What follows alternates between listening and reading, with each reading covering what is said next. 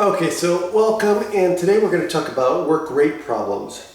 Okay, so these are very similar to the types of problems that you will run across as far as being able to solve word problems, like distance equals rate times time. Well, this is a work rate problem, meaning that we have a situation where it takes a certain amount of time to get a job done, and there's a certain rate at which a certain person works or a machine works at. And so those are the type of problems we're talking about, okay? So rate of work is by definition the ratio of the amount of work that's completed to the amount of time that it takes to do the work, okay? So the ratio of the amount of work completed to the amount of time you work, okay? So the amount of work is the quantity of work that's done over a certain period of time. So the amount of work is a quantity. It's the quantity of a job that's done, right? Or work that's done. So this is equal to the rate of the work, right? So how fast somebody is working or a machine is working times the amount of time that they're working, right? So this brings up our rate problem for work. So the amount of work done is equal to the rate of the work, R, times the amount of time, T, that they are working. So this is the formula that we want to use. So let's do an example. Okay, so in this example, we have what? Okay, so listen carefully. So we have a carpenter can install one door in 3 hours. Okay?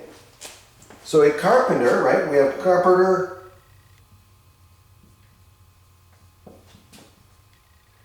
So can install,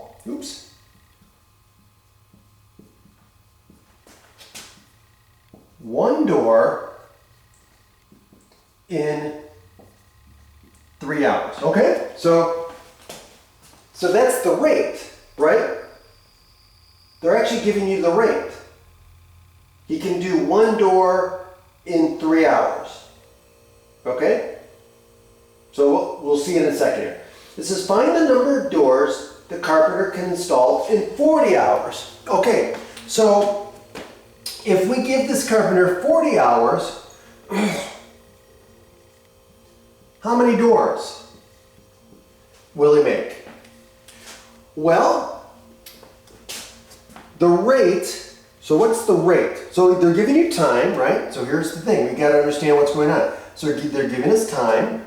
Now this, like I said, this right here is the rate. How can we see that it's rate? It's number of doors per unit of time. Amount of work completed, right? The amount of work completed per unit of time. So it's a ratio, okay? So how do we write this? The number of doors completed, that's the work, per unit of time. So if he could do one door for every 3 hours, right? There's the ratio. So what does this translate into? Well, this is the same as just 1/3 of a door, right? So his rate is he can do 1/3 of a door per hour, right? So 3 hours equals 1 door. So that means he's doing 1/3 of the door each hour. So 1/3 of a door per hour. So that's the rate, okay? So now, how would we solve for the number of doors? Well, how much work can be done, right, is equal to the rate it takes him times the amount of time he's given. So W is what we're solving for.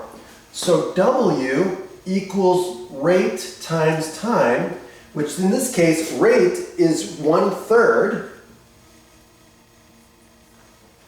1/3 of a door per hour times how many hours?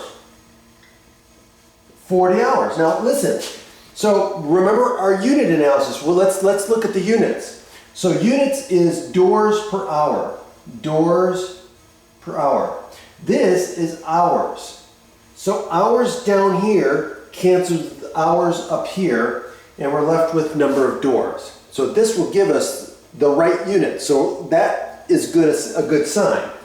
So now, what does this mean? 1/3 times 40 is the same as 40 divided by 3, right? So what do we get? We get 10, right?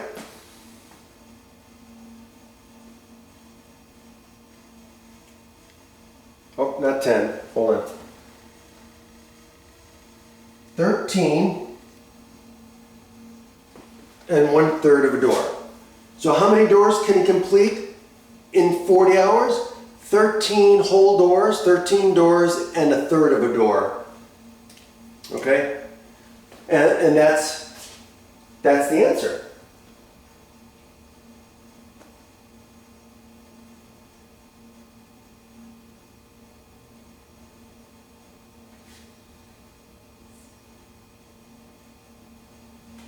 And I think that's all. Yeah, that's it. Have a great day.